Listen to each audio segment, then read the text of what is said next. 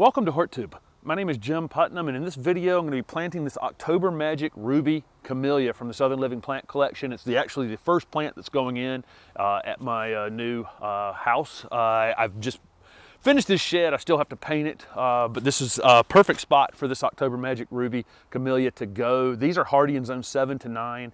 And it's a little bit of cold coming, and rather than have to protect it, the roots on this thing, I'm just gonna put it in the ground, and the rest of the plant will be really, really happy for the winter time. I've got some debris piles over here that I cleared out to build this shed. I'm actually gonna chip this material into mulch. So I'm gonna do some planting around here, and then I'm gonna use my chipper and make some mulch. I haven't even dug in the ground here at all yet.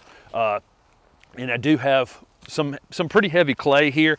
I've got some compost right here that I had gotten from, I got 2 big giant bags of compost out here on the driveway that I'm gonna be using to incorporate as I go into this clay. You can use pine bark soil conditioner or compost. And I'm just gonna mix it about 50% compost with the clay. These camellias like to be mounded up a little bit when you plant them. They don't particularly like wet feet, and so I do leave them up just a little bit. These are part shade evergreen shrubs that are super, super easy. They bloom in the fall. As you can see, it's early November here when I'm shooting this, and this one's in full bloom. I had actually dug this one out of the ground at my garden center before I closed my garden center, and took it with me, and I've been carrying it around ever since. It's in a 7-gallon container.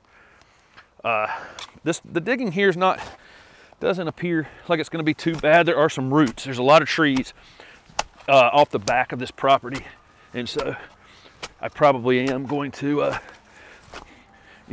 have to break roots as I dig new holes here for sure. But overall, that's not too bad. I do use a trenching shovel. Don't try to use a full-size shovel, especially if you're digging in the clay. This one's only maybe 5 inches across, something like that. I've actually worn at least an inch off of this one. I've had it for a long, long time. Still my favorite. I've bought several more, but I haven't. Once you really like one, it's kind of hard to ever find another tool that matches it. So I just hope I don't break this one at some point.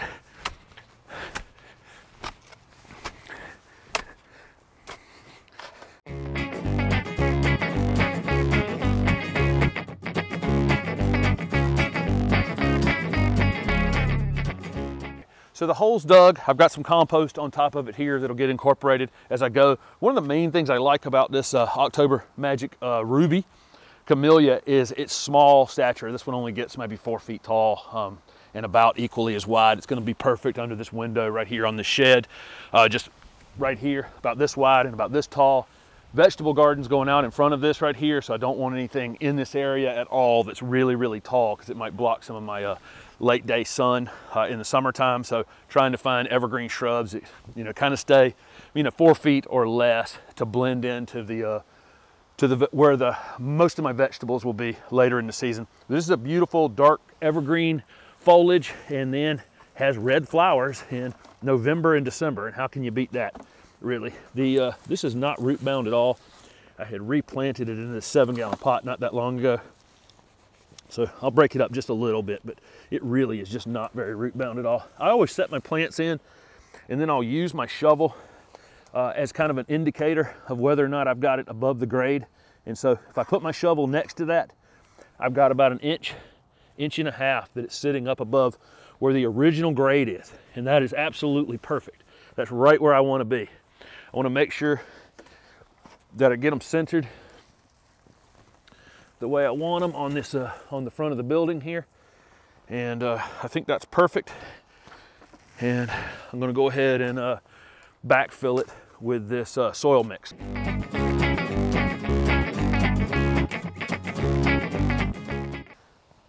I come around and stomp down around it just like this. Make sure I get most of the air out of there, but not all. I don't want to stomp it and stomp it and stomp it, but I do try to get the majority of the air pockets out of it. But it does need air, just not that much. Okay.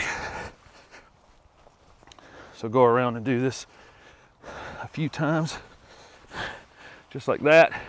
I don't want to cover anything that wasn't covered inside that container. I want to see right where that wood on the shrub comes out of the ground. I don't want to vary that at all. Even when I mulch here, I want the mulch to fade out right at the base of that shrub, just like that. So there you go. There's the first thing planted in the ground. Got clay soils here. Not quite as bad as the old house, but it's definitely clay. You can see it right here. You get a good, hopefully it'll focus on that. You can see same kind of material that I had at the other house, but really is not quite as bad. I think this has been amended over the years with the leaves and wooded space behind here.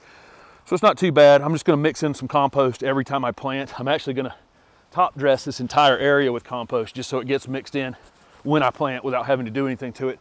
All of this material right here is gonna get chipped up as mulch and like I say, be the mulch for this space. I'm gonna water this in really, really well, and then I'm gonna let it dry out between rains and waterings. These camellias can be pruned in the early spring. That's really the only time to prune them, because they put on their spring growth and they set their buds for the fall flowers. So again, I'll fertilize it and prune it, you know, late winter, early spring, and that's it. I don't even think I'm gonna need to prune it. This one kind of keeps I haven't pruned it in the 2 years I've owned it yet, so I don't expect to have to do a whole lot of pruning on it. These camellias are pretty slow growing. It'll only grow 3 or 4 inches in a single season. So I think I'll get years and years out of this without it causing me any, you know, without having to really do any pruning on it. I'm gonna probably be 4 or 5 years before it gets this big. I really am drawn to evergreen shrubs that grow slowly like that because they're no maintenance, but they give you lots and lots in return. So thank you very much for watching this video.